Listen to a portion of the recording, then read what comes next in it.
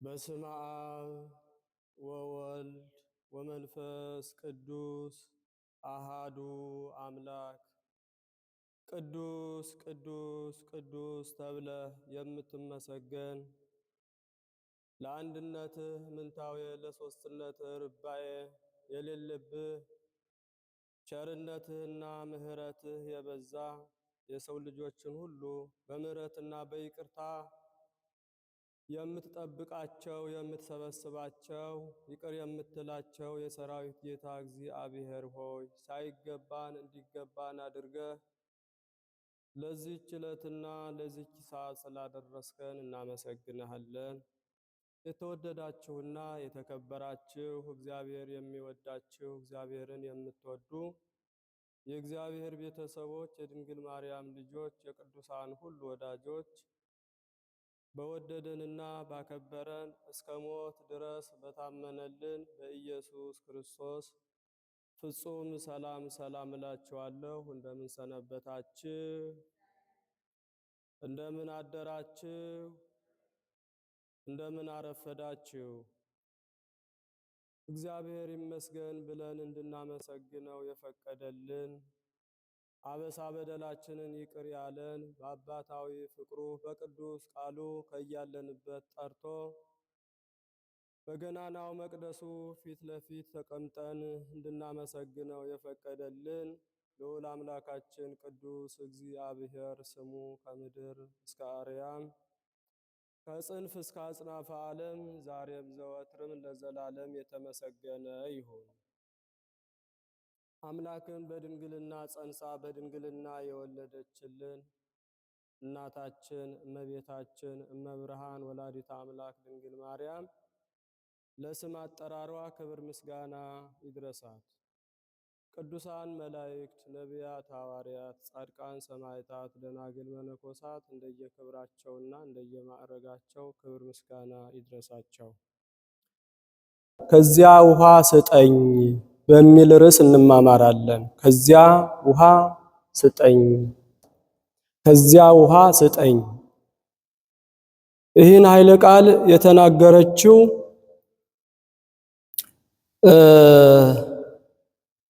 ሳምራዊት ሴት ናት። ሳምራዊት ሴት ሳምር የሚባል ሳምር ወይም ደግሞ ሰማሪያ የምትባል ሀገር አለች። የሳምር ወይም የሰማሪያ ሴት ናት ቃሉን የተናገረችው። ከዚያ ውሃ ስጠኝ ብላ የተናገረችው ማንን ነው ስጠኝ ያለችው? ለምንድን ነው ስጠኝ ያለችው? የተለየ ውሃ አለ ወይ የሚለውን ለማየት ከቁጥር 1 ጀምሮ ያለውን የአረፍተ ነገሩን መነሻ ሐሳብ ስናነበው ወይም ስንመለከተው ታሪኩ ግልጽ ይሆንልናል ማለት ነው። ከዛ በፊት ግን ከዚያ ውሃ ስጠኝ ያለችው ሴት ማናት? ውሃ የተለየ ውሃ አለ ወይ የሚለውን እናንተ ልብ ብላችሁ ነገሩን በጥሞና መከታተል አለባችሁ። ከዚያ ውሃ ስጠኝ አለችው።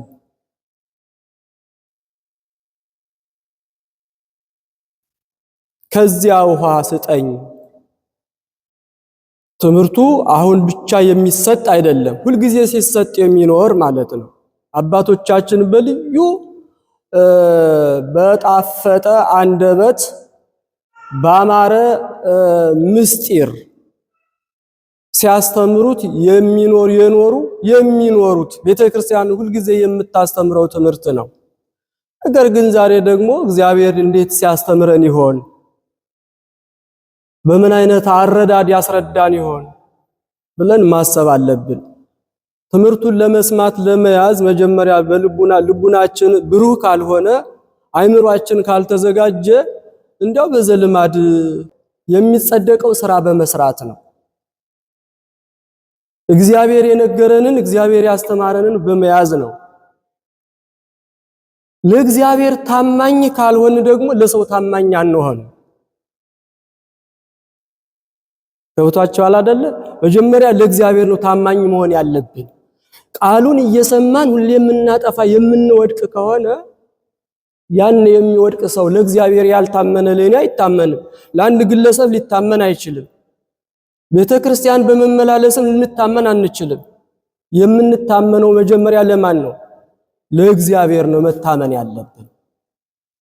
ሰዎች ነውራችን አደባባይ ሳይዘረጉት ሳያሰጡት አስቀድመን ግን ፈጣሪን ያወጣንን የጠበቀንን መልካም ያደረገልን ፈጣሪ ግን በእውነት አንተ ሰውረኛ፣ አንተ ሰውረኛል፣ አንተ ሸሽገኛል፣ አንተ ደብቀኛል ብለን ፈጣሪን ለወደፊቱም እንዲሰውረን ከክፉ ነገር ከነገረኞች ከክፎች እንዲጠብቀን ለሱ ብቻ ታማኝ መሆን አለብን። አለበለዚያ ግን አደጋ ነው የሚሆነውና እሙእቱ ሀበኒ እሙእቱ ማይ ከዚያ ውሃ ስጠኝ አለች።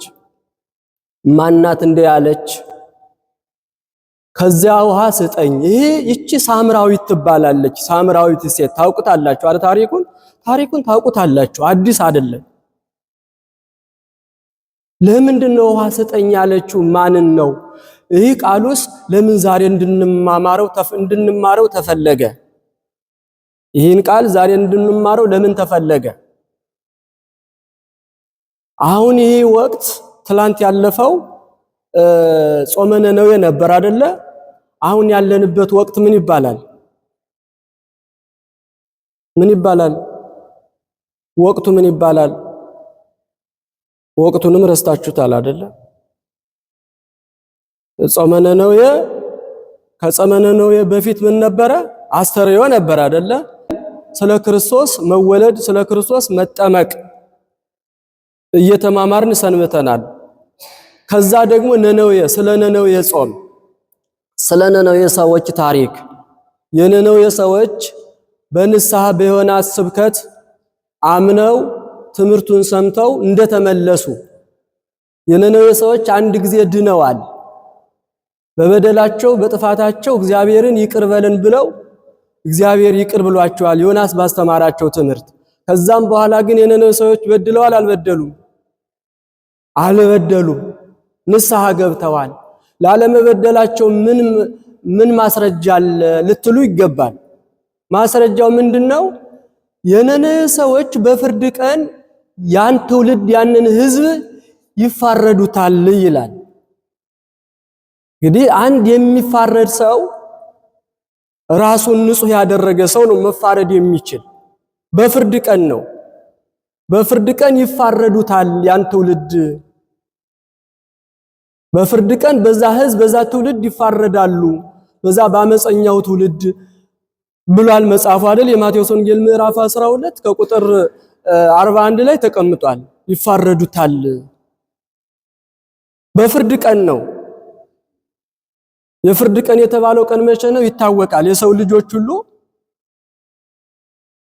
ከሙታን ሲነሱ ያን ጊዜ ይፋረዱታል ተብሏል። እነሱ ንስሐ ገብተዋል። ያውም ንስሐ የገቡት ከዮናስ ነው። ለእናንተ ግን መፍቀሬ ንስሐ ከባቴ አበሳ በደልን የሚሸሽግ የሚሰውር ቸር የሆነ ሰማይና ምድርን የፈጠረ የፍጥረታቱ ባለቤት እግዚአብሔር ራሱ ኢየሱስ ክርስቶስ ሊቀ ካህናት ወደዚች ምድር መጥቶ እያስተማረ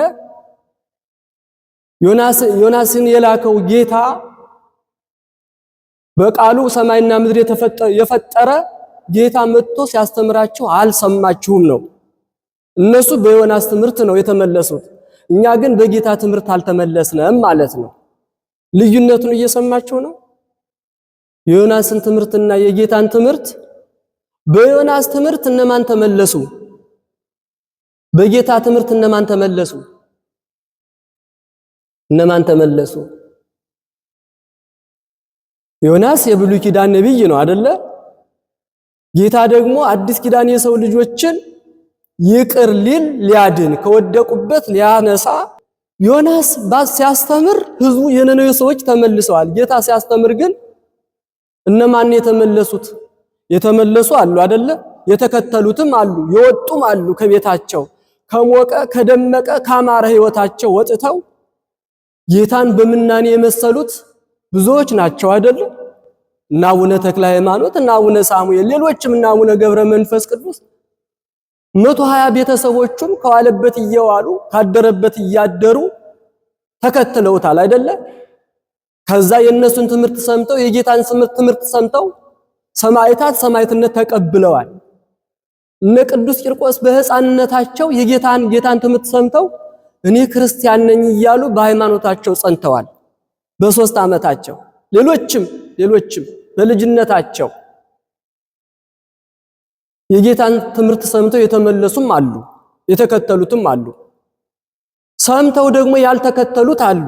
ያልተከተሉትን እነማን ይፋረዷቸዋል?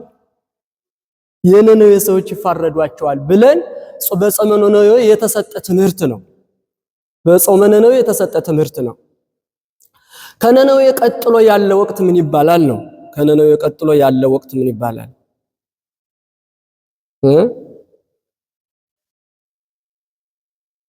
አቤት ከነነዌና ከአብይ ጾም መካከል ያለው ማን ይባላል?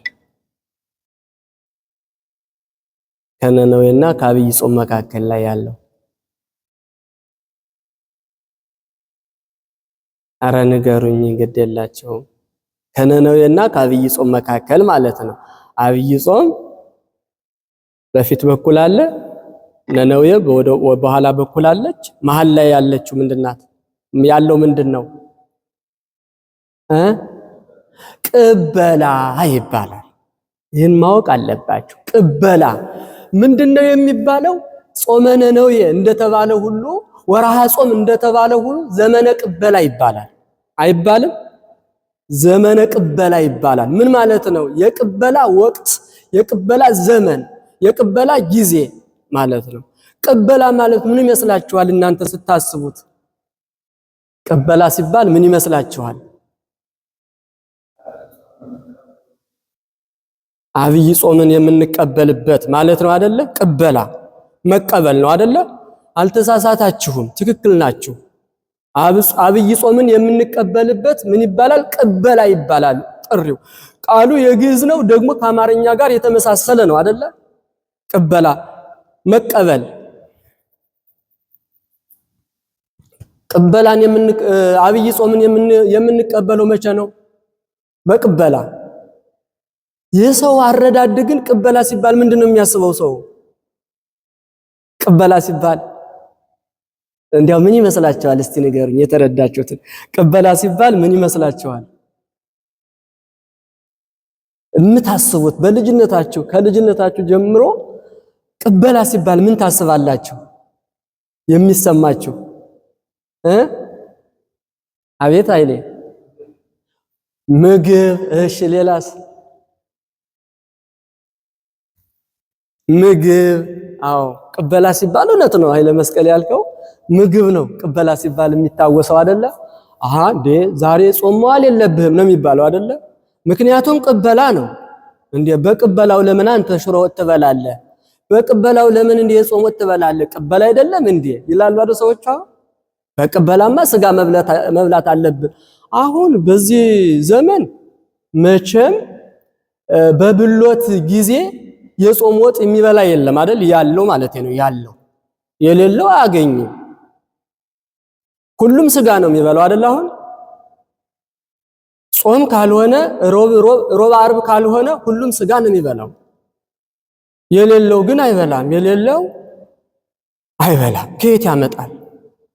እና ዋናው መልእክቱ ምንድነው? በቅበላ ሰው ቅበላ ሲባል መብልን ነው የሚያውቀው፣ መብል መሆኑን ይበላል። ቅበላ መብላት ብቻ አይደለም። ምንድነው ያለው? ዘፈን፣ ጭፈራ፣ ሰርግ አለ አይደለ? ሰርግ። አዎ በቅበላ እኔ ራሴ የማውቀውን እስከዛሬ የነበረኝን አረዳድ ነው ለእናንተም ነግራችሁ። በዛ በቅበላ ገሌ ልጁን ሊድር ነው፣ ገሌ ሊያገባ ነው፣ ገሌ ሰርጉ ነው፣ በቅበላ ይባላል አይደል? ድሮ በአባቶቻችን አብዛኛውን ሰርግ የሚሆነው ጋብቻ የሚፈጸመው ወርሃ ጥር ነበር አይደለ? አሁን ግን ምንም የሚገደብ ነገር የለውም። ይህን ታውቁታላችሁ? ግን ይህን ታሪክ ታውቁታላችሁ። አሁን ገደብ የለውም። ዓመት እስከ ዓመት ሰርግ ነው። ብቻ ግን እንዲያውም እሁድ ሁሉ ሰርግ ነው አይደለ? እሁድ ሰርግ መሆኑን ትቀበሉታላችሁ እናንተ? እሁድ በሀገራችን እሁድ ሰርግ አይሆንም ነበር። ይሆናል? በሀገራችን ሰርግ አይደረግም ነበር። ሀገራችን ሰንበት ምንድናት? ቅድስት ናት አይደል? የተቀደሰች ናት። የሚታረፍባት ዕረፍተ ሥጋ ዕረፍተ ነፍስ የሚከናወንባት፣ ቅዱስ ሥጋውን ክቡር ደሙን የምንቀበልባት፣ ቅዱስ ቃሉን የምንሰማባት፣ ነፍሳችን የምታርፍባት፣ ሥጋችን የሚያርፍባት። ሰርጉ እሁድ አሁን ዕረፍት የለም አይደል? በጭፈራ በስካር በዳንስ በዳንኪራ ዕረፍት የለም አይደል? እኔ ከአባቶቼ ያየሁትን የሰማሁትን የተማርኩትን ነው የምነግራችሁ። አሁን እሁድ ሰርግ ነው። ለምንድን ነው እንደዛ የሆነው ብላችሁ አስባችኋል? ምን አይነት ተጽዕኖ ኑሮበት ነው ሰው እንደዛ የሚያደርገው? እሁድ ሰርግ የሚያደርገው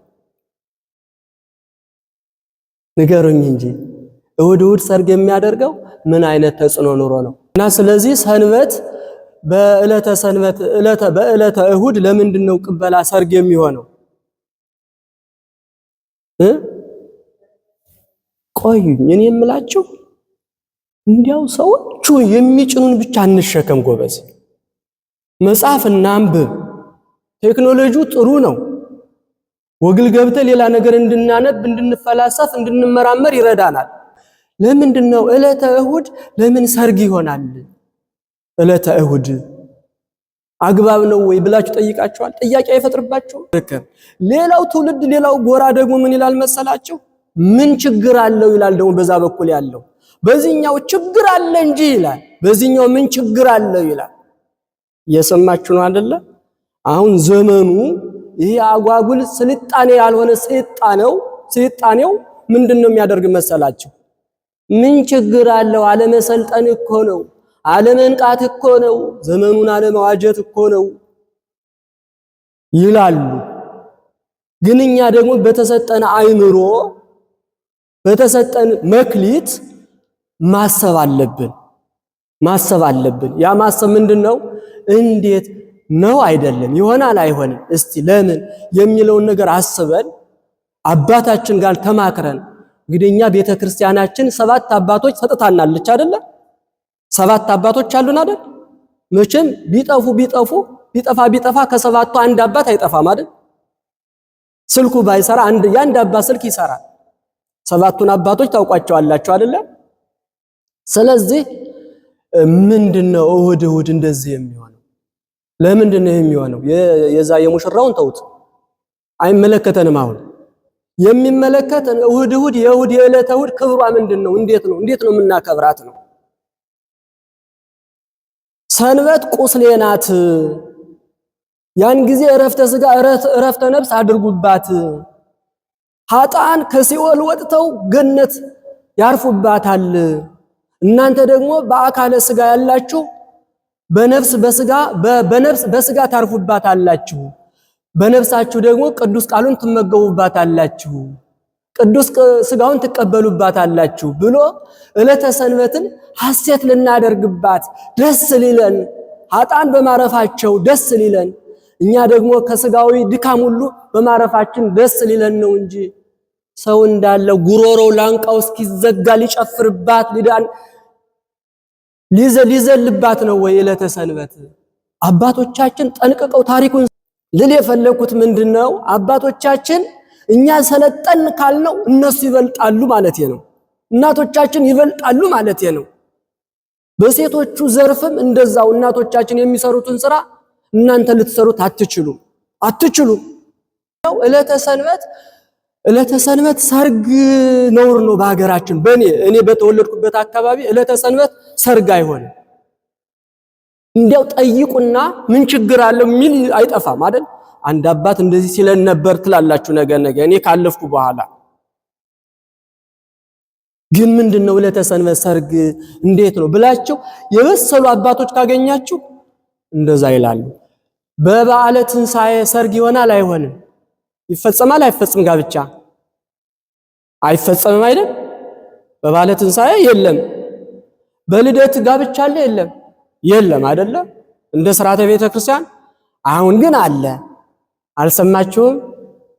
እኔ በተክሊል ባል የማገባው የልደት ላሊበላ ሂጄ ነው የሚሉ አልሰማችሁም? የልደት ብለው የልደት ያን ጊዜ ይሄው ተወለደ እያልን በምንዘምርበት ቀን ሙሽሪት ሙሽራው እንድንል እያደረጉን ነው። እየሰማችሁ ነው ግን እና ዕለተ ሰንበት ክብርት ናት፣ ስራዋም አንዲት ናት።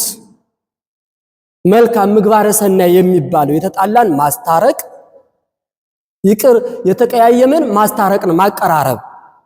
ቅዱስ ሥጋውን ክቡር ደሙን ተቀብሎ ተመስገን እያሉ መዋል ነው አይደለ? ዕለተ ሰንበት እንደዛ ነው። በዕለተ ሰንበት ጉዞ የለም፣ የተከለከለ ነው። በዕለተ ሰንበት ስግደት እንኳን የለም፣ የንስሐ ስግደት። ይህን ታውቃላችሁ አይደለ? በዕለተ ሰንበት የለም። ኢታንስ እገሪከ ወእደዊከ፣ እጅህን እግርህን አታንሳ ነው የሚለው። ስለዚህ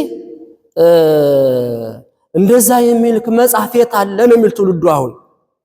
አባቶቻችን ግን መጻሕፍት ነበሩ እና ዋናው መልእክቱ ምንድነው? በነነዌና በአብይ ጾም መካከል ምን አለ ብለናል? ቅበላ፣ ዘመነ ቅበላ የሚባለው አለ።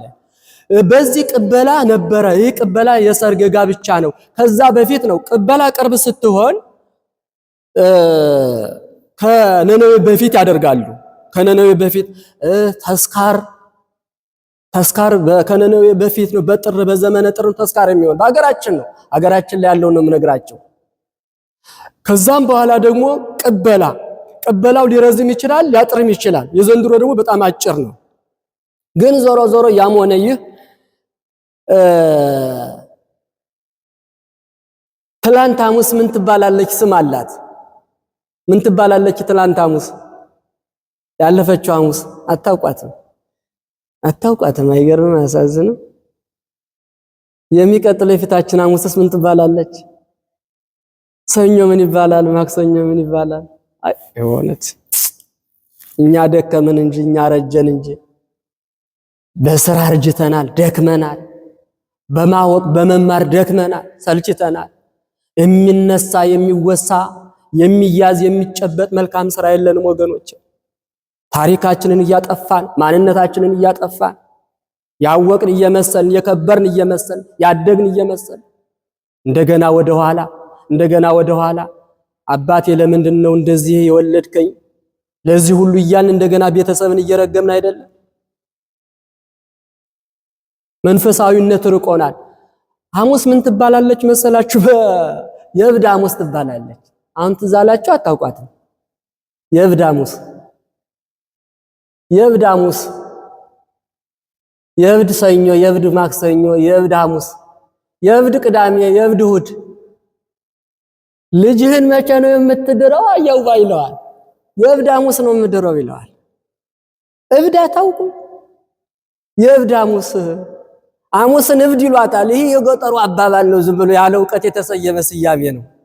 ያው ግን በግብሯ ግን ሰውን ታሳብዳለች ነው። የሚያብደው ሰው ነው አይደለም? የሚዘለው የሚዘፍነው የሚጨፍረው የእብድ ሐሙስ።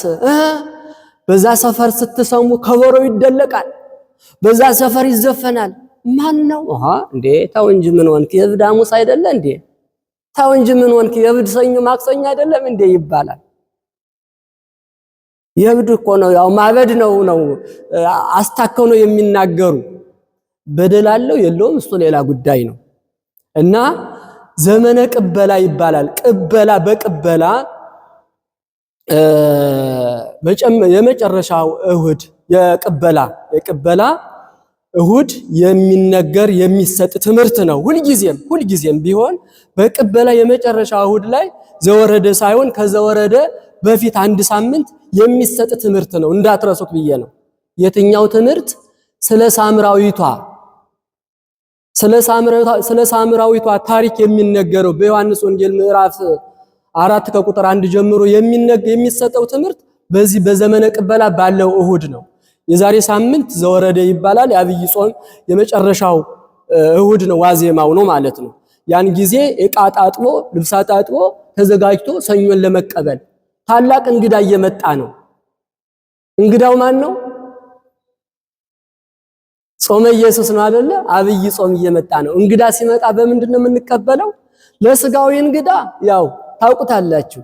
ለነፍስ እንግዳ ደግሞ ምንድነው? ያው እንግዳ ያስፈልገዋል። የጾም ዕቃ ታጥቦ የቤቱ ዕቃ ታጥቦ የነካካው ተጻድቶ ምን ብሎ ችክፍ ብሎ ተዘጋጅቶ ከንስሐ አባት ጋር ተገናኝቶ ሊመጣ ነው። እንዴት ነው የምቀበለው ጾሙን ተብሎ የምንቀበልበት ወቅት ነው። ተዘጋጅተን የምንጠብቀው ምን ይባላል? ቅበላ ይባላል። እና በቅበላ የሚነበብ ነው። ከዚያ ውሃ ስጠኝ አለች። ከዚያ ውሃ ስጠኝ ያለችው ሴት ሳምራዊት ናት ብለናል። ከቁጥር 1 ጀምረን እንግዲህ ታሪኩን እንመልከት። ከቁጥር 1 ጀምረን ምንድነው የሚለው? ወአእምሮ እግዚእ ኢየሱስ ከመሰሙ ፈሪሳውያን ከመበዙ አርዳይሁ ለእግዚእ ኢየሱስ ወአጥመቁ ብዙሃ እምዮሐንስ አርዲተ ክርስቶስ ከአርዲተ ዮሐንስ ከአርዲተ ክርስቶስ አርዲተ ዮሐንስ አርዲተ ክርስቶስ ከአርዲተ ዮሐንስ እንደበዙ አርዲተ ክርስቶስ ከአርዲተ ዮሐንስ እንደበዙ ልብ በሉ። አርዲተ ክርስቶስ ከአርዲተ ዮሐንስ እንደበዙ ከአርዲተ ዮሐንስ አርዲተ ክርስቶስ አብዝተው እንዳጠመቁ ከመሰሙ ፈሪሳውያን ሰምተው እንዳዘኑ አውቆ ወአእምሮ እግዚእ ኢየሱስ ሰምተው እንዳዘኑ አውቆ አሁን የምናነጻጽራቸው ግሩፖች አሉ። ለምሳሌ በዘመኑ አነጋገር ግሩፕ ኤ እና ግሩፕ ቢ እንበለው። ግሩፕ ኤ አርዲተ ክርስቶስ፣ ግሩፕ ቢ አርዲተ ማን? አርዲተ ዮሐንስ። ከአርዲተ ክርስቶስ ከአርዲተ ዮሐንስ እንደበዙ ልብ እያላቸው ነው። እንደበዙ አርዲተ ክርስቶስ ምን ማለት ነው? በሌላ አማርኛ የጌታ ደቀ መዛሙርት የክርስቶስ ደቀ መዛሙርት ከዮሐንስ ደቀ መዛሙርት እንደበዙ በቁጥር እንደበዙ ከመሰሙ ፈሪሳውያን ከዮሐንስ ደቀ መዛሙርት ደግሞ የጌታ ደቀ መዛሙርት የክርስቶስ ደቀ መዛሙርት አብዝተው እንዳጠመቁ ከመሰሙ ፈሪሳውያን ሰምተው እንዳዘኑ አውቆ። እየሰማችሁ ነው አይደለ? እንደሰሙ ሰምተው እንዳዘኑ አውቆ። ምን ያሳዝናቸዋል? ምን ያናድዳቸዋል? ምን ያስከፋቸዋል? እነማን ናቸው እነዚህ ሰዎች? ንገሩኝ። ፈሪሳውያን ናቸው። መቼም የፈሪሳውያንን ተንኮል የፈሪሳውያንን ባህል ታውቁታላችሁ አይደል? ሕጋቸውን ወግ አጥባቂዎች ናቸው። በዘመኑ እንዳለን አንዳንድ ሰዎች መምህር ገሌማ እንደዚህ ነው የሚያስተምሩት፣ ሰባኪ ገሌማ እንደዚህ ነው፣ መምህር ገሌማ እንደዚህ ነው እያሉ የመምህር ገሌን ስም ሲያነሱ ብቻ የሚኖሩ ሰዎች አሉ። የሉ ሰው አድናቂ ብቻ የሆኑ አሉ። የሉ ፈሪሳውያን የዚህ አይነት ግብር ነው ያላቸው። ፈሪሳውያን ግብራቸው እንደዛ ነው። እንዴት እንደዛ ሊሆን ይችላል? አባታችን እኮ አብርሃም ነው። አብርሃም እኮ ደግ ነው። እንዴት ነው? አባታችን እኮ ሙሴ ነው። ሙሴ እኮ ደግ ነው። እንዴ እነ ኢዮብ የኛ አባቶች እያሉ አባቶቻችን በማለት እድሜያቸውን የጨረሱ ናቸው። እነማን ናቸው? አረ ንገሩኝ በማርያም። ፈሪሳውያን ናቸው። አሁን ወአእምሮ እግዚእ ኢየሱስ ከመሰሙ ፈሪሳውያን ከመበዙ አርዳይሁ ለእግዚእ ኢየሱስ ወአጥመቁ ብዙሃ እምዮሐንስ እምአርዲተ ዮሐንስ ከአርዲተ ዮሐንስ ከዮሐንስ ደቀ መዛሙርት ይልቅ በዝተው ሲታዩ ብዙ ጊዜ ሲያጠምቁ ሲያዩ ፈሪሳውያን አዝነው እንደተከፉ አውቀው እንደተከፉ አውቆ ወሃደጋ ለምድረ ይሁዳ ወሆረ ካይበ ገሊላ የገሊላን የይሁዳን ሀገር ትቶ ሁለተኛ ወደ ገሊላ ሄደ። ያዙት፣ ትምህርቱን ያዙ። የይሁዳን ሀገር ትቶ ሁለተኛ ወደ ገሊላ ሄደ ይላል ታሪኩ። ዳሩ ግን ምንድን ነበረ? ወለሊሁሰ ያጥመቀ እግዚእ ኢየሱስ አላ አርዳይሁ እሱ ግን አላጠመቀም ነበር፣ ደቀ መዛሙርቱ ያጠምቁ ነበር። ጌታ ኢየሱስ ክርስቶስ ፈሪሳውያን እንዳዘኑ እንደከፋቸው እንደተቀየሙ አውቆ ወደ ሌላ ሀገር ሸሸ፣ ይሁዳን ትቶ። አይገርማችሁም? ምን ስለሆነ ነው ነገሩ? ተረድታችሁታል ወይ? ገብቷችኋል ወይ? ካልገባችሁ ወደፊት መተንተኑ ማነምነቡ ትርጉም የለውም አይደለ? ለምሳሌ ስለ ቅበላ፣ ስለ እሑድ፣ ስለ ነነዌ አይተናል። እሱን ይዛችሁታል ለዛሬ። ግን ጌታ ኢየሱስ ክርስቶስ እነሱ ከዮሐንስ ደቀ መዛሙርት ይልቅ ደቀ መዛሙርቶቹ ሲበዙ አብዝተው ሲያጠምቁ ፈሪሳውያን ሰምተው እንዳዘኑ አውቆ ይሁዳን ትቶ ወደ ሌላ ሀገር ሄደ ነው የሚለው። እሱ አላጠመቀም። ምክንያቱም ደቀ መዛሙርቱ አብዝተው እንዳጠመቁ ነው ያልነው አይደለ? የጌታ ደቀ መዛሙርት በማጥመቅም በቁጥር ምን ብለዋል? በዝተዋል። ከማን የበዙት? ከማን? ከዮሐንስ ደቀ መዛሙርት ቁጥራቸው በዝቷል። ቁጥራቸው ሲበዛ ለምን እነሱ ከፋቸው ነው ጥያቄው። ለምን ከፋቸው? የጌታ ደቀ መዛሙርት ብዙ ቢበዙ ምንድነው የሚመጣው ችግር? ንገሩ። ችግሩ ምንድነው? የሚመጣው ችግር ምንድነው? አሃው ጎበዝ፣ ለጌታ ጥላቻ ስላላቸው። ለጌታ ጥላቻ አላቸው። ለየት ያለ ጥላቻ አላቸው። አያሳዝንም? በቃ ዝም ብሎ ጥላቻ እኮ ነው። ራሱን እግዚአብሔር ላከኝ ይላል። ራሱን ከእግዚአብሔር ጋር ያስተካክላል። ከሰማይ ወረድኩ ይላል። እነሱ የሚፈልጉት ከነሱ በታች የሆነ አዋቂ ነው የሚፈልጉት። ከነሱ በታች የሆነ እነሱ ከሚሰሩት በላይ የሚሰራ ሰው አይፈልጉም። እኛ እንደኞች ነን ነው የሚሉት። ትዕቢተኞች ናቸው። ወግ አጥባቂዎች ናቸው። ያን ጊዜ ሰምተው አይተው እንዳዘኑ አወቀ፣ ተረዳ። አያችሁ፣ ሲረዳ ምን ማድረግ አለበት? ትቶ ሄደ። ወደ የት ሄደ? የይሁዳን ሀገር ትቶ ወደ ገሊላ ሄደ። አዎ፣ ለምንድነው ወደ ገሊላ የሄደው? ወደ ገሊላ ሲሄድ ወደ ገሊላ ሄደ። ይህ ትርጉም አለው፣ ብዙ ምስጢር አለው። ወደ ገሊላ ሲሄድ በሰማሪያ በኩል ነው አልፎ የሚሄደው። ወንዘ ሐለው ይህልፍ እንተ ሰማሪያ፣ በዛ በሰማሪያ በኩል አልፎ ሲሄድ ይላል። በሰማሪያ በኩል አልፎ ሄደ። ሰማሪያን ተረግጦ አልፎ ሄደ። ይቺ ሰማሪያ የምትባል ሀገር ሰፊ ታሪክ ያላት ሀገር ናት። ሰማሪያ አሁን እንዳለ ታሪኩን ብንተነትነው አሁን እንዳያያዘ ከሆነ እናድራለን ማለት ነው። ውለን እናድራለን ማለት ነው እንዳያያዘ ከሆነ። ስለዚህ አስፈላጊውን ነጥብ ብቻ አልፈን እንሂድ አይደለ? ከረፈደ መጥተን ከረፈደ ነው ኪዳኑን የጨረስነው አይደለ? አያያዙ ነው አይደለ? አያያዙ ነው። ስለዚህ እንዳያያዘ ስለሚረዝም በዛች ወደ የይሁዳን ሀገር ትቶ ወደ ገሊላ ሁለተኛ ሲሄድ አሁን በፊት ሄዶ ስለነበረ ሁለተኛ ሲሄድ በዛ መካከል ምን አለች? ሰማሪያ አለች። ወደ ሰማሪያ አልፎ ይሄዳል። ታሪኳን ነግሬያችኋለሁ።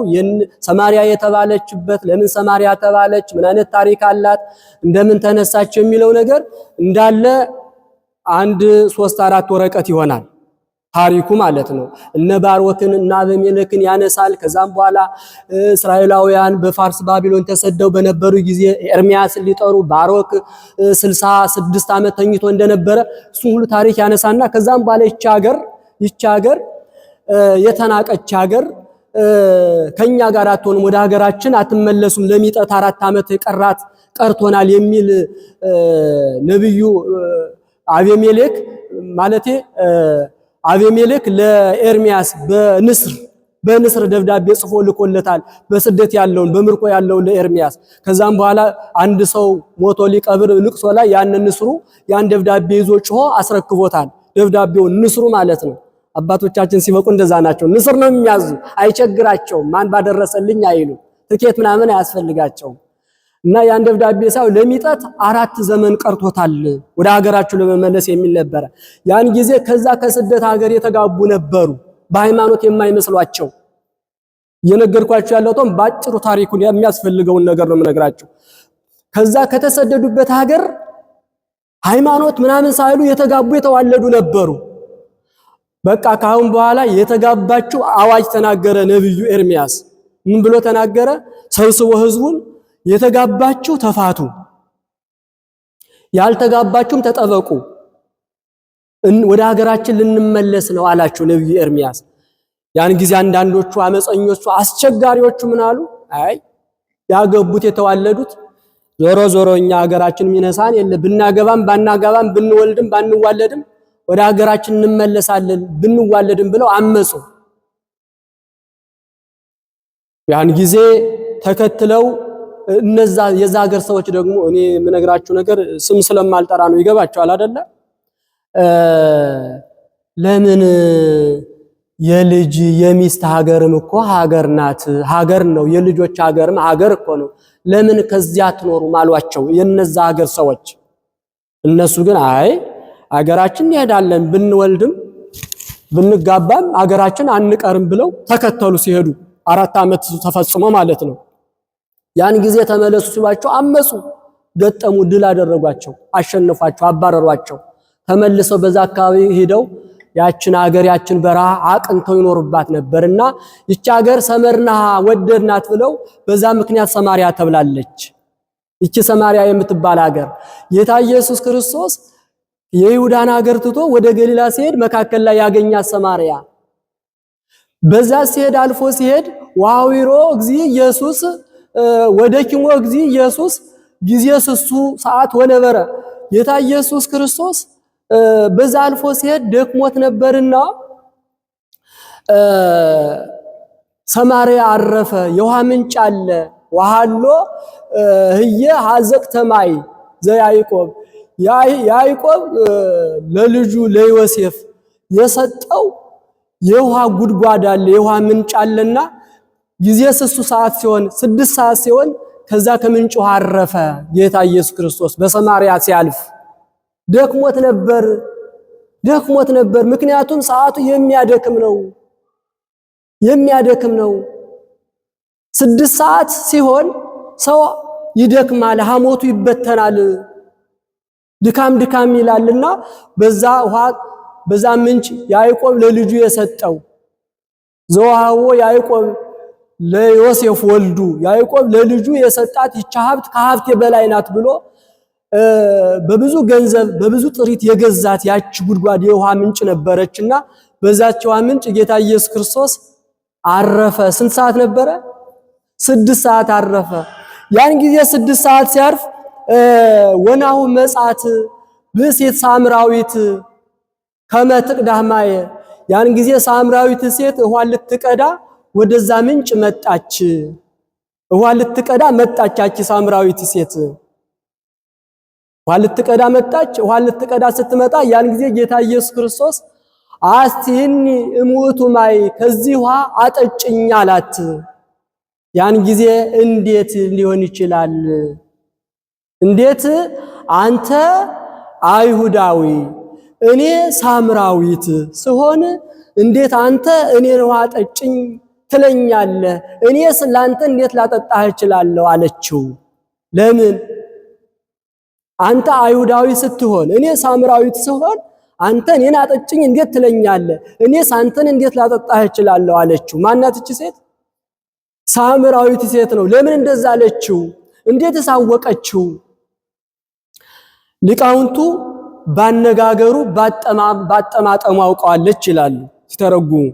ባነጋገሩ ንግግሩን አይታ አጠማጠሙን አይታ። እንግዲህ ባህል አለ አይደለ? የሀገር ባህል አለ አይደለ? የአካባቢ ባህል ስርዓት አለ አይደለ? አለባበስ የራሳችን አሁን እኛ ኢትዮጵያውያን የራሳችን አለባበስ አለ። የካህናቱ አለባበሳቸው አለ፣ ባህል ስርዓታቸው እና የአይሁድ ስርዓታቸው፣ ባህላቸው፣ ህጋቸው ከሳምራውያን ህግ የተለየ ነው። እናንተ ሀገራችሁን አያትገቡም ብለው የመለሷቸው ነበሩ። እነዚህ ሳምራውያን የተጠሉ ናቸው፣ በእነሱ ዘንድ የተናቁ ናቸው፣ የተጠሉ ናቸው። እናንተ እኛን ትንቁን የለ እንዴ? ትጠሉን የለ እንዴ? እናንተ እኮ እኛን እኮ እንደ ሰው አትቆጥሩንም እኮ፣ ርስታችንን እንዳንወርስ የአባታችንን ርስት እንዳንወርስ አድርጋችሁናል እኮ። እንዴት እናንተ እኛን ትጸየፉን የለ እንዴ? እንዴት አንተ አይሁዳዊ ስትሆን እኔ ሳምራዊት ስሆን እንዴት ላጠጣህ እችላለሁ አለች። እየሰማችሁ ነው አይደል? ታሪኳን አንተ አይሁዳዊ ስትሆን እኔ ሳምራዊ ስሆን እንዴት አንተ እኔን አጠጭኝ ውሃ ጠጭኝ ብሏት ነው ጌታ ኢየሱስ ክርስቶስ። ሶበሰ ተአምሪ ጸጋሁ ለእግዚአብሔር ምሳአልኪዮ።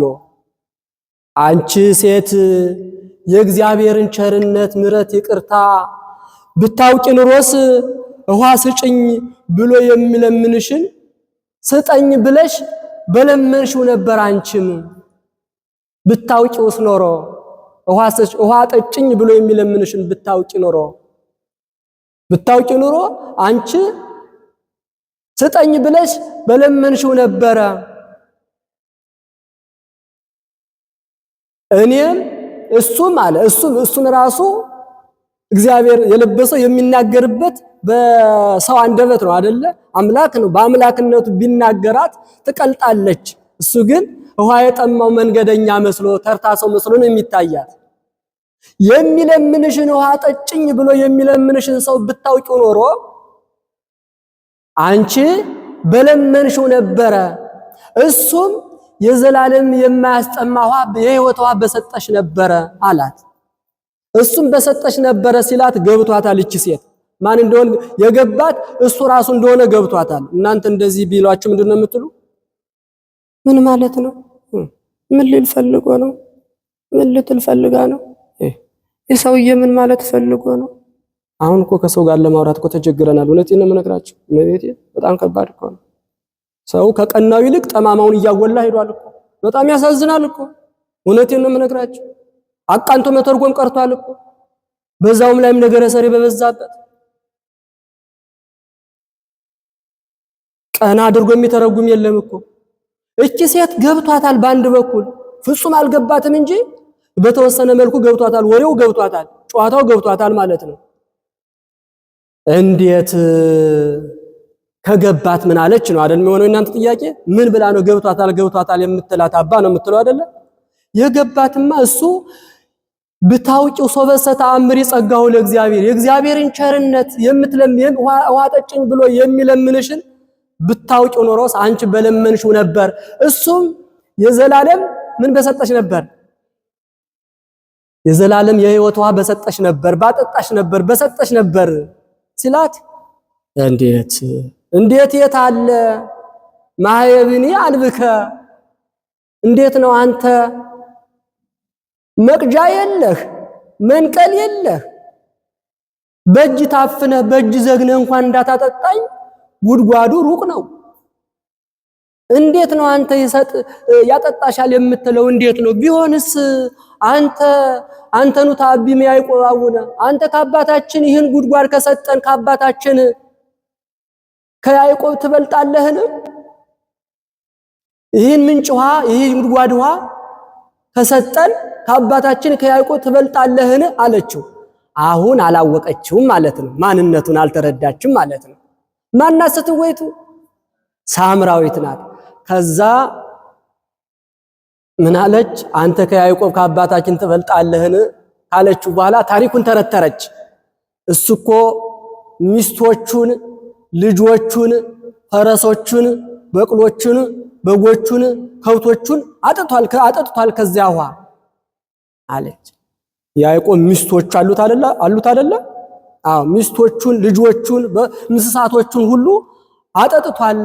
አንተ እኮ መቅጃ የሌለ ነጋዴ ያለ ልማዳቸው ምን ይዙ ነበር? መንቀል ይዙ ነበር። የውሃ መጠጫ ምንድነው የሚባለው በዘመኑ ኮዳ ነገር ይይዙ ነበር። አንተ ግን የለህም። በዛ እንኳን ቀድተ እንዳታጠጣኝ የለህም፣ እያየው የለህም። በእጅህ እንኳን ታፍነህ ጨልፈህ እንዳታጠጣኝ ደግሞ አትደርስበትም። ጉድጓዱ ሩቅ ነው። ምክንያቱም እየተወረወረ ነው አይደል ውሃ የሚቀዳው ጉድጓድ ውሃ በገመድ።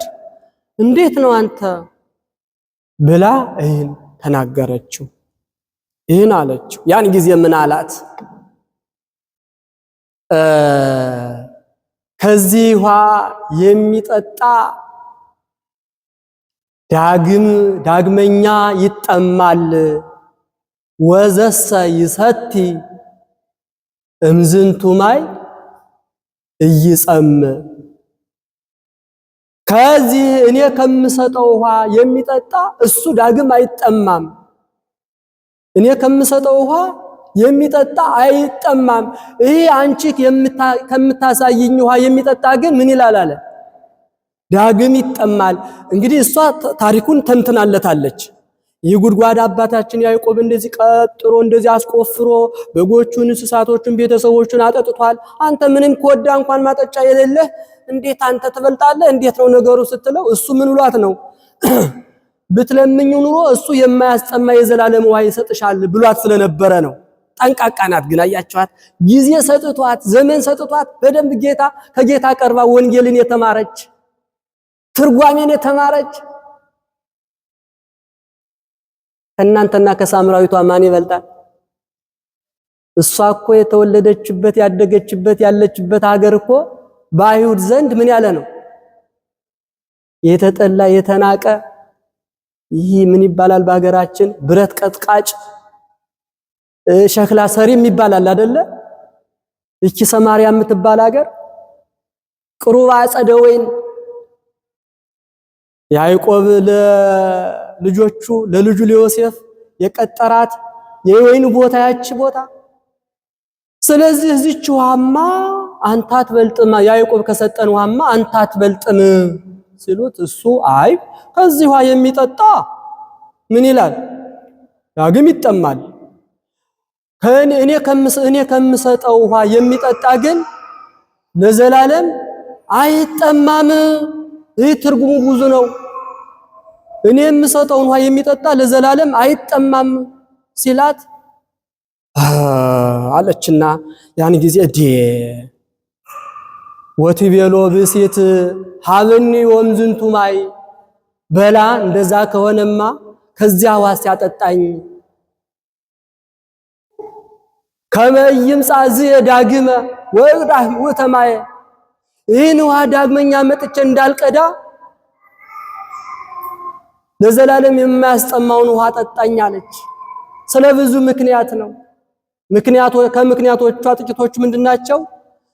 እንዳልመላለስ ወደዚህ ምንጭ ወደዚህ የጉድጓድ ምንጭ እንዳልመላለስ እንዳልደክም፣ መመላለሱ ሰልችቶኛል፣ እንስራ ተሸክሞ መምጣቱ ከብዶኛል፣ ትላንት ጠጥቼ ዛሬ መጠማቱ ከብዶኛል፣ ዛሬ ጠጥቼ ነገ መጠማቱ ከብዶኛል። ባክህ አንድ ጊዜ አጠጣኝና ልገላገለው ከጥሜ። አትገርምም? ዛሬ እኮ ወገኖች ልብ በሉ፣ መጠጣት መብላት ብቻ ሳይሆን መስራት ለገንዘብ መስራት ብቻ ሳይሆን መጠጣትና መብላትም እኮ አድካሚ ሆኗል አይደለም? ውሃ ተነስቶ ኩባያ ለቅልቆ አጥቦ ለመጠጣት ይከብዳል አይደለም? ምንጭ ወርዶ ውሃ መቅዳት። ምንጭ ሄዳችሁ ውሃ ቀድታችሁ ታውቃላችሁ? ጀሪካ ተሸክማችሁ እንስራ ተሸክማችሁ አታውቁም አይደለ? አታውቁም። ጊዜ ሰጥቷችሁ አታውቁም አይደለ? ምንጭ ጀሪካ ተሸክማችሁ ምንጭ ውሃ 3 ሰዓት 4 ሰዓት የሚያስጉዝ መንገድ ሄዳቸዋል። እናቶቻችን፣ አባቶቻችን፣ ወንድሞቻችን፣ እህቶቻችን ግን እንደዛ ደክመዋል። እቺ ሴት መመላለሱ ሰልችቷታል። እዛ ጉድጓድ መመላለሱ ከባድ እኮ ነው። በቀትር ሰዓት ማድጋ ታውቃላችሁ? እንስራ አዝላ ተሸክማ ውሃ ልትቀዳ፣ ትላንት የቀዳችሁ ዛሬ አልቋል። ዛሬ የቀዳችሁ ነገ ያልቃል። እሱ ግን እኔ ከምሰጠው ውሃ የሚጠጣ ዳግም አይጠማም አለ።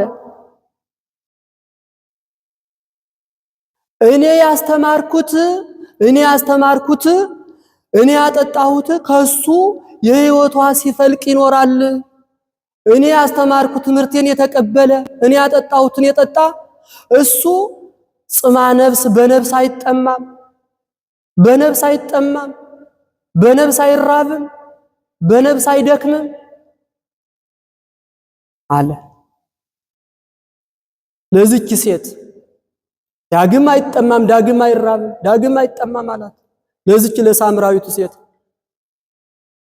እስቲ ከዛ ውሃ ስጠኝ፣ ባጭሩ ታሪኩ ከዚያ ውሃ ስጠኝ ያለችው ናት ሴቷ። ከዛም በኋላ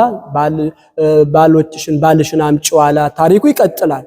እኛ የምንፈልገው ግን ከዚያ ውሃ ምን በለኝ ስጠኝ። ከየትኛው ውሃ? ከማያስጠማው ውሃ፣ ከማያስርበው ምግብ፣ ከማያስርበው መጠጥ፣ ከማያደክመው የሚያሳርፈው ነው ይወስጠኝ ብለን ልንጸልይ ይገባል። ከዚች ከሳምራዊቷ እንዴት ነው? ምን አይነት ታሪክ ነው የምንማረው ከሳምራዊቷ ሴት? ሳምራዊቷ ታሪኳ ሀገሯ የት እንደሆነ፣ ከነማን እንደተወለደች፣ ለምን ውሃ ልትቀዳ እንደመጣች፣ ጌታን ምን ብላ እንደጠየቀችው፣ ጌታ ምን ብሎ እንደመለሰላት ሰምታችኋል። እናንተና እኔ ዛሬ የምንንቃቸው ሰዎች አሉ አይደለ? የሚንቁት ሰዎች የሉም? እናንተና እኔን የሚንቁን የሚጸየፉን አሉ እኮ። እኛን የሚጸየፉን አሉ፣ እኛ ደግሞ የምንጸየፋቸው አሉ አይደለ? እኛን የሚጸየፉ አሉ፣ እኛ የምንጸየፋቸው አሉ። እነሱ ደግሞ ምንድናቸው ነው? የተናቁ፣ ሰርተው አይለወጡ፣ ተምረው አይለወጡ፣ አውቀው አይጸድቁ። በዚህ ወንጌል ይሰማሉ፣ በዚህ እርስ በርስ ይጣላሉ፣ በዚህ ይካካዳሉ፣ በዚህ ሃይማኖት አለን ይላሉ።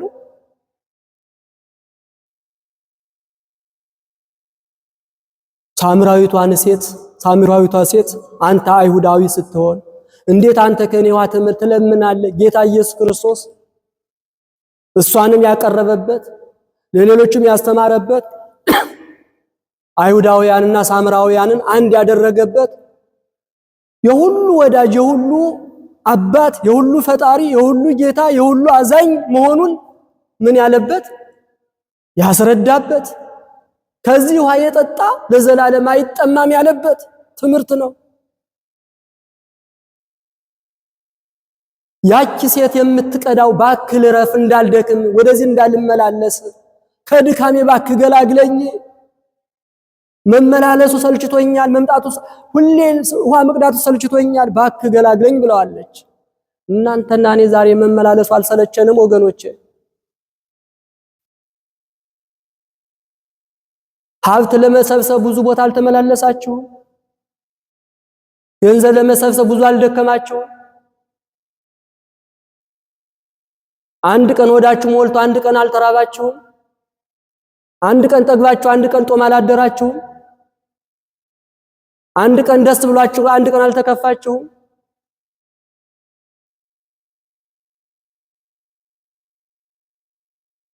ዛሬ ገንዘብ ጨብጣችሁ ነገ አላጣችሁም? ከትላንት በፊት ጨብጣችሁ ትላንት አላጣችሁም? ሰው የሚደክምበት እግዚአብሔር ካልባረከው፣ እግዚአብሔር ካልፈቀደው፣ እግዚአብሔር ካልወደደው ከንቱ ድካም፣ ከንቱ መመላለስ ይሆናል። ባክህ እንዳልመላለስ፣ ዳግም እንዳልመጣ፣ ውሃ ለመቅዳት ወደዚህ እንዳልመላለስ ባክህ ከዚያ ውሃ ስጠኝ አለችው። ባክህ ከዚያ ውሃ ከማያስጠማው ከማያደክመው ውሃ እረፍት ከሚሰጠው ሰላም ከሚሰጠው ደስታ ከሚሰጠው ጥፋት ከማያመጣው ደዌ ከማያመጣው ከዚያ ከሕይወት ውሃ ምን አለች? ስጠኝ አለችው። ባካ አንተ ከምትለው ውሃ፣ አንተ ከያዝከው ውሃ፣ አንተ ከምትለው ከዚያ ውሃ፣ አንተ ከምትነግረኝ፣ አንተ ከነገርከኝ ከዚያ ውሃ ባክ ስጠኝ አለች። እቺ ሴት ደክሟታል ለካ። ምን ያህል እንደደከማት አስባችኋል አይደለ? ወገኖች አይምሰላችሁ። ዛሬ ከቤታችን ውሃ ስለገባልን ቀላል አይምሰላችሁ። ነገ የማይለውጠን የማያከብረን ከሰው በላይ የማያደርገን መንግሥተ ሰማያትን የማያወርሰን የከበደውን ኑሮ የማያቀልልን ድካም አለብን። ብዙ ገንዘብ ቆጥራቸዋል አይደለም? አሁን ቀደም ብዙ ገንዘብ ቆጥራቸዋል እኮ። አንዳንድ ጊዜ እንዲያውም የ10 ዓመት የ30 ዓመት ሂሳብ ትሰራላችሁ አይደለም? ያን ሁሉ ተበትኗል። የለም የት እንደደረሰ አይታወቅም፣ የት እንደገባ አይታወቅም። ከንቱ መድከም። በተለይ በስደት ሀገር ያለን ሰዎች እድሜ ይሄድና ዘመን ያልቅና ምን ይዤ ወደ ሀገር ማለት ይመጣል። እውነት ሐሰት? ምን ይዤ ወደ ሀገር እመለሳለሁ? ገንዘቡ አይባረክ፣ ጉልበቴም ደክሟል፣ እድሜም ሄዷል፣ አርጅቻለሁ፣ ማን ይቀበለኛል? ባዶ እጄን ሂጄ ማን ይጦረኛል? የሚሉ የሉም፣ የምንል የለንም። እንላለን እኮ ወገኖቼ። እቺ ሴት ምንድን ያለች? እባክህ ከዚያ ውሃ ስጠኝ፣ ከማይነጥፈው ከማይደርቀው ዘላለማዊ ከሆነ ውሃ ስጠኝ። ለውጥ፣ ፍጹም ለውጥ እፈልጋለሁ፣ ፍጹም ድነት እፈልጋለሁ አለች።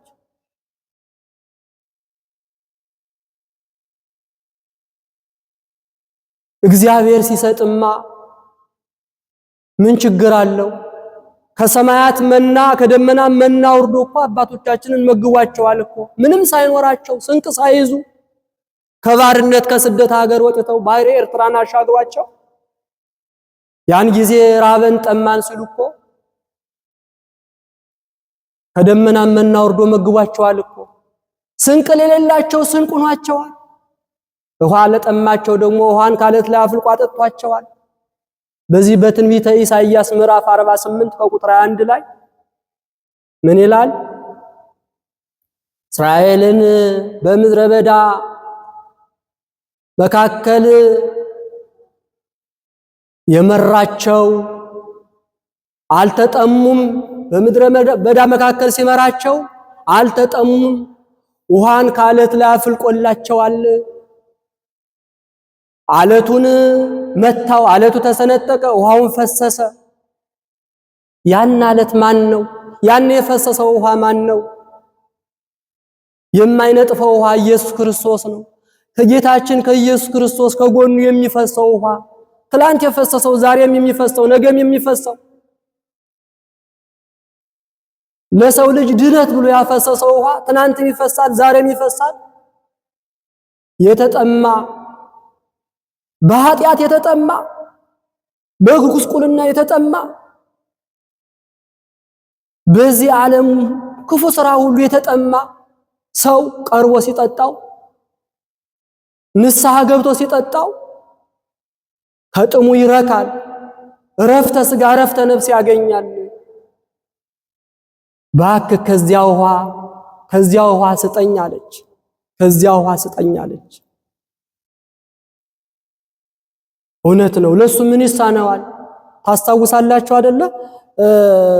ሶምሶን ውሃ ሲጠማው ውሃ የት እንዳፈለቀ ሲርበው ማር ከየት እንዳገኘ ከአህያ መንጋጋ ከአንበሳ መንጋጋ ከገደለው አንበሳ መንጋጋ ንብ ገብታ ማር ሰርታ የመገበችው ውሃ ፈልቆለት ያጠጣው ጌታ እሱን የተከተለ እሱን ያመነ እሱን ያወቀ እኮ እሱ የሚሰጠው ጌታ የሚያጠጣው ውሃ ለዘላለም የማያስጠማ ከድካመ ሥጋ የሚገላግል እረፍት የሚሰጥ እኮ ነው።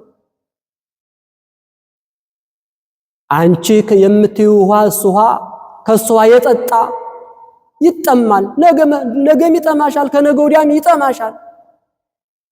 እኔ ከምሰጠው ውሃ የሚጠጣ ግን እሱ ለዘላለም አይጠማም ሲላት፣ አረ ጌታ እንደዛ ከሆነስ እባክህ ከዚያ ውሃ ስጠኝ። ጸሎት እኮ ነው አይደለ? ጸሎት እኮ ነው። እባክህ ብላ ሐሳቧን ተናገረች። እዛም በኋላ ምንድነው ያለችው? ደክሞኛል፣ መመላለሱ ሰልችቶኛል፣ ሁሌ ውሃ መቅዳቱ ሰልችቶኛል፣ ለዛውም በቀትር ሰዓት ወደዚህ ውሃ መመላለሱ ሰልችቶኛል። እባክህ ጌታ ሆይ እባክህ ከዚያ ውሃ ስጠኝ አለችው። እናንተና እኔ ደግሞ እባክህ ከዚያ ውሃ ስጠኝ፣ እባክህ ጉልበቴን ባርክልኝ፣ እባክህ ዘመኔን ባርክልኝ፣ ደክሞኛል ሰልችቶኛል ማለት አለብን። ራሱ ጌታ እኮ ተናግሯል አይደለ? በጸሎት መጽሐፍ ሲያስተምረን በዚህ በማቴዎስ ወንጌል ምዕራፍ 6 ቁጥር 11 ላይ ሲሳየነ ዘለለዕለትን ሀበነ ዮም ሲሳየነ የዕለት እንጀራችንን ስጠን በሉኝ ብሏል አይደለ? ስጠን በሉኝ። አሁን እኛ ማን ነው ስጠን የምንለው? ቃሉማ መጽሐፍ ቅዱስ ላይ አለ፣ እውነት ነው፣ እንናገረዋለን። በስራስ ጧት ተነስታችሁ እባክህ የዕለት እንጀራችን ስጠን ብላችሁታል? ውሃ ጠምቶኛ አድሯልና ውሃ ስጠኝ እባክህ ብላችሁታል? ደምህ ጠምቶኛል ብላችሁታል? ስጋ አርቦኛል ብላችሁታል ወይ ነው? ለስሙማ አባታችን ወይ እያልን እንጸልያለን አይደል? የዕለት እንጀራችንን ስጠን ከሚለው አንቀጽ እንኳን መድረሳችን አለመድረሳችን አይታወቀንም አይደለ? አቡነ ዘበሰማያት ስንደግም እኮ ሲሳየነ የሚለውን እንኳን እናስታውሰውም እኮ አልፈነው ነው የምንሄደው። ደግመ ነው አብረን ሸምድደ ነው። የሽምደዳ ችግር የለብንም። ነገር ግን እዚች ከሳምራዊቷ ሴት የምንማረው ትምህርት ምንድነው? እሷ እኮ ከዚያ ውሃ ስጠኝ ከማያስጠማው ሰላምን ከሚሰጠው ደስታን ከሚሰጠው ሕይወትን ከሚሰጠው አለች እኮ። ዳዊት እኮ ተናግሯል በመዝሙር 51 ቁጥር 12 ላይ የማዳንህን ደስታ ስጠኝ፣ የማዳንህን ደስታ፣ የመዳንን ደስታ፣ የሕይወትን ደስታ ስጠኝ። ሰው እኮ ደስታ ብዙ አይነት ደስታ አለ አይደለ? ሳይደሰት ለሰዎች ብሎ ደስ ያለው የሚመስል እንዲቁመን ስንሄድ ባለጤና እንመስላለን አይደል? ውስጣችን አሮ ከስሎ ተጎድተን ውስጣችን ደምቶ ቁመን ሲያዩን ግን ባለጤናዎች እንመስላለን። ታመናል፣ ተርበናል፣ ተጠምተናል ወገኖቼ። ስለዚህ ከዚያ ውሃ ምን አለች? ከዚያ ውሃ ስጠኝ አለቻች ሳምራዊት። ከዚያ ውሃ ስጠኝ። እሱ ተናግሯል። እኔ ከምሰጠው ውሃ የጠጣ እሱ ሁልጊዜ ሲፈለፍል ሲመነጭ ይኖራል። የጌታን ቃል የጠጣ የጌታን ትምህርት የሰማ ሰው ከሱ ሁልጊዜ የሚመነጨው ምንድነው? የሕይወት መጠጥ ነው አይደለ? አሁን እየጠጣችሁ ነው፣ እየበላችሁ ነው አይደለ? እየጠጣችሁ አይደለም? ሁልጊዜም ቤተክርስቲያን ቃሉን ስትሰሙ ምግብ ማለት ሰው የተጠበበበት ቅመም የበዛበት አይደለም። ምድራዊ ቅመም ያንን እንደምትወርሱ አድርጋችሁ ብቻ ታስቡ። ቃል እግዚአብሔር መብላት አለ ብላችሁ አስቡ። እሺ አሁን ልባችን ካልተሰበሰበ ወይ ከእግዚአብሔር ወይ ከዓለማችን ካልሆን አጓጉል እንሆናለን። ለዚህች ቀን የሚከፈለውን ዋጋ ከፍለን ቅዱስ ቃሉን የምንሰማባት ቀን ናት። የምንለወጥባት ንስሐ የምንገባባት። ከሳምንት አንድ ጊዜ ቤተክርስቲያን ካልመጣን መቼ ለንስሐ እንዘጋጃለን ወገኖቼ? ከሳምንት አንድ ቀን ካልመጣን እኮ ንስሐ እንግባ የሚለው ነገር አይታወሰንም አይደለም እንዴ? ለምንድን ነው ጎበዝ? ጾም በመጣ ቁጥር እኮ ለአባቶቻችን ደውላለን አይደለም? አብይ ጾም መጥቷል ልንቀበለው ነው ሲባል እኮ ይህን ለመቀበል ምን ያስፈልገናል ማለት ነው? ቤተክርስቲያን መገኘት አለብን። ዛሬ የመጣን ቅበላ ማለት ምን እንደሆነ ተምረናል። ከሳምራዊቷ ሴት ደግሞ ከብዙ በጥቂቱ የተማርነው ነገር አለ ከሷ ታሪክ። ሳምራዊቱ በልማ እንደዛ ከሆነማ ከዚያ ውሃ ስጠኝ አለች። እቺ ሴት የብዙዎችን ጥያቄ ያስመለሰች ናት። አላስመለሰችም? የብዙዎችን ጥያቄ በሷ ምክንያት ብዙዎችን ያስተማረች ናት። ጌታ ኢየሱስ ክርስቶስ ደቀ መዛሙርቱ እንደበዙ የዮሐንስ ደቀ መዛሙርት እንዳነሱ ቅድም እናንተ እንዳላችሁት በምቀኝነት እንዴት የሱ ደቀ መዛሙርቶች ይበዛሉ ብለው እንዳዘኑ እንደከፋቸው አውቆ ወደ ሌላ ሀገር የሄደበት ምክንያት ምንድነው? ለእናንተና ለኔ አብነት ለመሆን ነው። አብነቱ ምንድን ነበረ? የሚጠሉባችሁን ስራ አትስሩ፣ ሲጠሏችሁ ሲከፋቸው ዞር በሉላቸው፣ አትጠናቆሉ ይላል መጽሐፍ። ከነሱ ጋራ ሌላ ነገር አትፍጠሩ፣ ግርግር አትፍጠሩ። ጸሐፍተ ፈሪሳውያን ከፍቷቸዋል ብሎ አገር ለቆ ሄደላቸው። ይሁዳን ትቶ ወደ ገሊላ ሄደላቸው። ነገር ግን ምስጢሩ ግን ታላቅ ስራ ሊሰራ ነበረ ማለት ነው። ማንን ሊያስተምር? ሳምራዊቷ። በመጽሐፍ ቅዱስ ውስጥ ትልቅ ምስጢር ያለው ታሪክ ዮሐንስ ወንጌል ምዕራፍ 4 አሁን ዛሬ ያነሳ ነው። ታሪኩን ስለተውኩት ነው እንጂ የእያንዳንዱ ሳምራዊ የሚባለው ስለ ሳምራዊ እንዲያው ከቤታችሁ ሄዳችሁ እንዲያው ጎግል ገብታችሁ ስለ ሳምራዊ ታሪክ ብቻ ስሙ። ዛሬ ጋብዣቸዋለሁ። እግዚአብሔር ይመስገን ልጆቻችን መምህራኖቻችን አሁን አዘጋጅተዋል። በጭውውት መልክ በታሪክ በመነባንም መልክ እያቀረቡት ነው አይደለ? አሞራውያን፣ ሳምራውያን፣ ይሁዳውያን፣ አይሁዳውያን የሚባል ታሪክ አለ እኮ። ከቤታችሁ ዛሬ የምጋብዛችሁ ግብዣይ ምንድነው? ስለ ሳምራውያን ብላችሁ ዩቲዩብ ጻፍ አድርጋችሁ ስለ ሳምራውያን ታሪክ ስሙ። እንደዚህ ነው እንደ ታሪኳ ሳምራውያን። በሳምራውያን ውስጥ ያለችው ታሪክ ግን ይቺ ሳምራዊት ሴት ናት። 5 ባሎች አሉሽ። ታሪኩን ስለተውኩት ነው። ያ ሁሉ አሉሽ እያላት ከዛም በኋላ በቃ ከዚያዋ ስጠኝ ያለችበት እሱ ደግሞ የነሱን መከፋት ማዘን በቃ እንዲከፋቸው አልፈልግም። እናንተ የሚጠሏችሁን የሚያዝኑባችሁን ሰዎች እንደው አይክፋችሁ ዞር እንበል ብላችሁ ታውቃላችሁ? አንድ ጊዜ ጠላን ነው። አረ ተው ወገኖቼ፣ ተው ልጆቼ ተው። አንድ ጊዜ ሰው ከጠላን ነው እንዴ? እኛ እኮ የምንኖረው እኮ ከሰው ጋር እኮ ነው የምንኖረው። ከመላእክት ጋር የመኖሩ አቅሙ የት አለን ልጆቼ? ከቅዱሳን ከበቁ አባቶች ጋር የመኖር ጸጋው አለን ወይ? አደራችሁን የምላችሁ እኔ በሰው አትፍረዱ። የኔ ዓላማ የኔ አቋም ምንድነው? አሁን በሰው አለመፍረድ። ወጣቱ በአባቶች ይፈርዳል አይደለ? አባቶች የሉም ይላል፣ ግን እሱም የለም። እውነቱ እንደዛ ነው አይደለ? ወጣቱ ራሱ የለም። ያሉ አሉ፣ የሌሉ የሉም።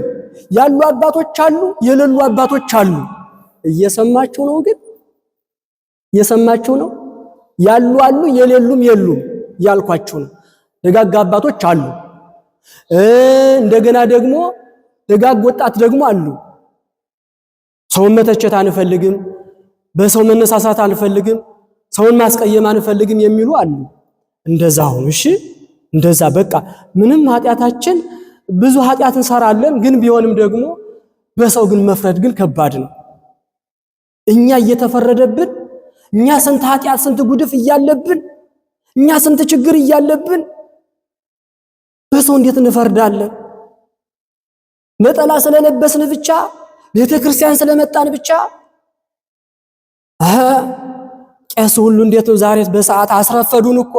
ዛሬ ቅዳሴው እንዴት ነው ቸኮለ፣ ዛሬ ዘገየ፣ ዛሬ ፈጠነ፣ ዛሬ ደግሞ ምን ማለት ፈልገው ነው ይላል ቁጭ ብሎ ቤተክርስቲያን መጥቶ። እናንተን እየመሰላችሁ ነው። አሁን የብዙ ሰው ዓላማ ነው የዓላማ አይመለከተንም። ብዙ መረጃ ስላለኝ ማለት ነው። ራስ በእኔ አቅም እንኳን ትላንት የቀረበኝ ሰው አባቶችን ሲተች እሱ የሰራው ጉድ ግን ጆሮ ለመስማት ይከብዳል። ሌሎችም እንዲያው ምናልባት ይሄ መልእክት ቢደርሳቸው ሌሎችም አሉ። እኔ ኃጢአተኛ ነኝ፣ ደካማ ነኝ፣ በምንም የሌለው ሰው ነኝ። ይሄ ለማስተባበል አይደለም፣ ራስን ትትና ያለኝ ለመምሰል አይደለም። ግን ነጠላ ለብሶ ግራና ቀኝ ተላብሶ አባቶች እናከብራለን ይላል። በውስጡ ግን የሚሸረበው ሴራ ግን ከባድ ነው፣ በጣም ከባድ ነውና እንደዛ መሆን የለብንም። አይሁዳውያን ክርስቶስን ስለተመቀኙት ፈሪሳውያን በዚህ ቀኑበት። እሱ ግን አይ እነሱ ከከፋቸው እነሱን ማሳዘን ምን ያደርግልኛል፣ በቃ ልሄድ ብሎ ወደ ሌላ ሀገር ሄደ። ውሃ ጠጭ ተማሪዎቹ ተከትለውታል። ያን ጊዜ ከውሃው ከምንጩ በነበረ ጊዜ ደቀ መዛሙርቱ እንጀራ ለመግዛት ወደ ሰፈር ሄደው ነበር ነው የሚለው። እሱ ብቻ ነበረ ደክሞት። የማይደክመው አምላክ ስጋ ለብሶ ደክሞታል። የማይጠማው አምላክ ስጋ ለብሶ ተጠምቷል። የማይረባው አምላክ ስጋ ለብሶ ስለተራበ ወደ ኪሞ ጊዜ ኢየሱስ በአዊረ ፍኖት ይላል። በመንገድ በመጓዝ ደክሞት ነበርና ከቀኑ 6 ሰዓት በቀትር ሰዓት ውሃ ሊጠጣ በምንጭ ዳር አካባቢ ከምንጭ ዳር ተቀመጠ ይለዋል። ውሃ ጠጭኝ አለ። ግን እኮ ድካሙ አሳዝኗት፣ ልፋቱ አሳዝኖት የሷ ልፋት አሳዝኖታል። መድከማ መመላለሷ ህይወቷ ይገርማቸዋል። 5 ባሎች ነበሯት። አይገርምም? ትዳሯ ከብዷታል። ያንም ታገባለች ትፈታለች፣ ይሞቱባታል። ተቸግራ ነበረ። እንዲያውም ደግሞ አስማንዲዮስ የሚባለው በሳራ ወለተ ራጉኤል ባሎቿ ምክንያት ይገልባት የነበረው ክፉ ጋኔን መንፈስ በዚህች ሴትም ባሎቿን ይገልባት ነበረ። ሲገናኟት ያ መንፈስ ያ ጋኔን ይገላቸው ነበር። እየጨረስኩ ነው። ይገላቸው ነበርና ባሎቿ እንዳይገልባት በሰፈር በዘመድ ቤት አስቀምጣቸው ነበርና ባል የለኝም አሉሽ ያውቃቸዋለሁ አላት። ይህ ሁሉ ስላስጨነቀው ጌታ እሷን ለማስተማር ከጭንቀቷ ለመገላገል ነበር የመጣውና ከዚያ ውሃ አጠጭኝ አላት። ሁላችንም ከዚያ ውሃ አጠጣን ከማያልቀው ደክመናን ሰልችቶናል፣ እባክህ ጌታ ሆይ ከድካማችን አሳርፈን ብለን መለመን አለብን ወገኖች። ውስጣችን ደክሟል፣ ቆስሏል። እግዚአብሔር አምላክ ልመናችንን ተቀብሎ የማያስጠማውን የማያደክመውን የሚያበረታውን ጉልበት ኃይል የሚሆነውን ምግብ መጠጥ ይስጠን። ያስተማረን የመከረን አምላካችን እግዚአብሔር ስሙ ይክበር ይመስገን። አምላካችን የታመሙትን ይፈውስልን፣ የታሰሩትን ያስፈታልን። ጾሙን ደግሞ በደስታ በሰላም እንድንቀበል ጾመን ከኃጢአት እንድንርቅ ከበደል እንድንርቅ መንፈሳዊ እንድንሆን መንፈሳዊ ስራ እንድንሰራ እግዚአብሔር ይርዳን። የሰማነው በልቦናችን እንዲያሳድርብን። አባታችን ሆይ በሰማያት የምትኖር ስምህ ይቀደስ፣ መንግሥትህ ትምጣ፣ ፈቃድህ በሰማይ እንደሆነች እንዲሁም በምድር ትሁን። የዕለት እንጀራችንን ስጠን ዛሬ፣ በደላችንን ይቅር በለን እኛም የበደሉንን ይቅር እንደምንል፣ አቤቱ ወደ ፈተናም አታግባን ከክፉ ሁሉ አድነን እንጂ መንግሥት ያንተ ናትና፣ ኃይል፣ ክብር፣ ምስጋና ለዘላለሙ አሜን። እመቤታችን ቅድስት ድንግል ማርያም በመልአኩ በቅዱስ ገብርኤል ሰላምታ ሰላም እንልሻለን። በሐሳብሽ ድንግል ነሽ፣ ሥጋሽም ድንግል ነሽ። የአሸናፊ እግዚአብሔር እናት ሰላምታ ላንቺ ይገባሻል። ከሴቶች ሁሉ ተለይተሽ አንቺ የተባረክሽ ነሽ፣ የማኅፀንሽ ፍሬ የተባረከ ነው። ጸጋን የተመላሽ ክብርት ሆይ ደስ ይበልሽ፣ ልዑል እግዚአብሔር ከአንቺ ጋር ነው። ተወደደው ልጅሽ ከጌታችን መድኃኒታችን ከኢየሱስ ክርስቶስ ዘንድ ይቅርታና ምሕረትን ለምኝልን ኃጢአታችን ያስተሰርይልን ዘንድ ለዘላለሙ አሜን። ኮኑ ፍቱሐነ ወንጹሐነ ይረሴን ይረስኩን ድልዋነ ለመንግሥተ ሰማያት እግዚኦ መሐረነ ክርስቶስ በል 12 ጊዜ በእንተ እግዝእትነ ማርያም መሐረነ ክርስቶስ በል ከማሁ። ኦ እግዚእ ኢየሱስ ክርስቶስ ስረይ ኃጢአተ ኩሉ ሕዝብከ በሐልዮ በነቢብ በገቢር የሰራነውን ኃጢአት ይቅር ይበለን። የማይሰራ ኃጢአት እግዚአብሔር ይፍታ። እግዚአብሔር ይባርካችሁ። እንቅፋት ሳይመታችሁ ሰው ሳይወጋችሁ ክፉ ነገር ሳይገጥማችሁ በሰላም ወደ የቤታችሁ ያደርሳችሁ።